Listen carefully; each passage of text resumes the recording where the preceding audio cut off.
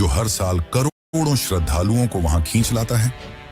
आखिर ऐसा क्या है उस मंदिर में जहां लोग एक सिर की मूर्ति के आगे नतमस्तक हो जाते हैं? क्या आपने कभी सुना है कि किसी व्यक्ति ने युद्ध में जाने से पहले अपना सिर दान कर दिया हो और वो सिर बिना शरीर के पूरी महाभारत का युद्ध देखता रहा? और यही सिर आज खाटू धाम में एक भगवान के रूप में पूजित है।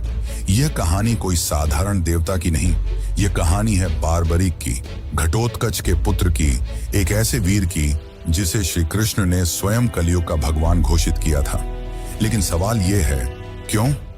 बर्बरीक ने ऐसा क्या किया कि कृष्ण को उनका सिर मांगना पड़ा? और क्या सच में खाटू श्याम वही बारबरीक हैं? हर साल फागुन महीने में करीब 1 करोड़ से ज्यादा श्रद्धालु खाटू श्याम के दरबार में हाजिरी लगाते हैं। कई लोग दावा करते हैं कि उनके यहाँ जाने भर से उनकी अधूरी मनोकामनाएं पूरी हो जाती हैं। किसी को नौकरी मिलती है, किसी को संतान सुख, तो कोई मृत्यु के मुंह से लौट आता है। क्या यह केवल संयोग है या खाटू श्याम जी में वाकई कोई अलौकिक शक्ति है? खाटू श्याम के मंदिर के भीतर एक अनोखा वातावरण रहता है। वहां की मूर्ति केवल एक शीश है, लेकिन उसमें इतनी ऊर्जा है कि लोग उसके सामने घंटों ध्यान में बैठे रहते हैं। कुछ लोग बताते हैं कि उन्होंने वहां दिव्य प्रकाश देखा, कुछ कहते हैं कि उनके शरीर में कंपन महसूस हुआ। क्या यह केवल श्रद्धा है या विज्ञान की पहुंच से बाहर कोई शक्ति? और ये भी सोचिए, क्यों कहा जाता है कि जब कलयुग में अधर्म चरम सीमा पर पहुंच जाएगा, तब यही श्याम बाबा नील घोड़े पर श्याम मंदिर में रात को वह सिर सोता है? क्या मूर्ति में कोई चेतना है, कोई दिव्य ऊर्जा? इन सारे सवालों के जवाब आपको इस डॉक्यूमेंट्री में मिलेंगे। भैया वो 25,000 रुपए उधार चाहिए थे। अच्छा, तो लोन ले लेना। लोन कौन देगा भैया? उस इतिहास में जहां युद्ध से पहले एक सबसे बड़ा बलिदान हुआ था, और उस मंदिर तक जहां हर धड़कन श्याम नाम का जाप करती है। तैयार हो जाइए एक ऐसी यात्रा पर जहां आस्था, इतिहास, विज्ञान और रहस्य सब एक साथ मिलते हैं, खाटू श्याम के दिव्य और रहस्यमयी संसार में। लेकिन उससे पहले अगर चैनल पर नए हैं तो वीडियो को लाइक करके चैनल को सब्सक्राइब जरूर कर लें। यह आपके लिए तो फ्री है, पर इससे हमारी काफी मदद हो जाती है। साल 2019 की बात है। राजस्थान के सीकर जिले का एक व्यापारी दिल्ली के एक बड़े अस्पताल में जिंदगी और मौत की जंग लड़ रहा था। डॉक्टरों ने जवाब दे दिया था, अब बस चमत्कार ही बचा सकता है। घर वाले टूट चुके थे, लेकिन तभी उस व्यापारी की पत्नी ने एक फैसला लिया।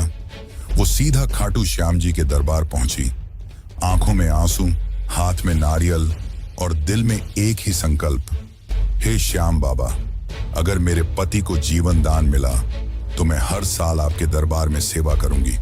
कहते हैं अगले ही दिन उस व्यक्ति की हालत में चमत्कारी सुधार हुआ। डॉक्टर तक हैरान थे, लेकिन यह सिर्फ एक कहानी नहीं है। ऐसे हजारों किस्से खाटू धाम से जुड़े हैं, जहां विज्ञान की सीमाएं खत्म हो जाती हैं और आस्था शुरू होती है।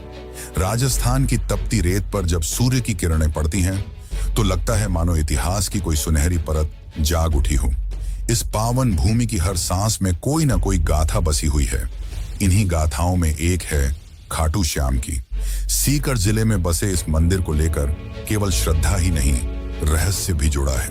कहते हैं यह मंदिर केवल एक पूजा स्थल नहीं, बल्कि एक ऐसी जीवित गाथा है जो आपको महाभारत काल से जोड़ती है। एक ऐसे योद्धा से मिलवाती है जो युद्ध में लड़ने नहीं, सिर कटाने आया था। एक ऐसा वीर जिसने श्री कृष्ण की एक परीक्षा के लिए अपना शीश तक समर्पित कर दिया, वो भी हंसते हुए। क्या आपने कभी सुना है कि किसी का कटा हुआ सिर युद्ध भूमि देखता रहा और फिर वर्षों बाद वही सिर कलयुग में भगवान बन गया? यह वही स्थान है जहां सिर की पूजा होती है, शरीर की नहीं। जहां मंदिर के गर्भगृह में कोई सामान्य मूर्ति नहीं, बल्कि एक ऐसा सिर विराजमान है जिसे वर्षों तक जमीन के नीचे दबा रखा गया था। क्या वाकई वह कुंड जहां से यह मूर्ति निकली आज भी दिव्य ऊर्जा से भरा हुआ है?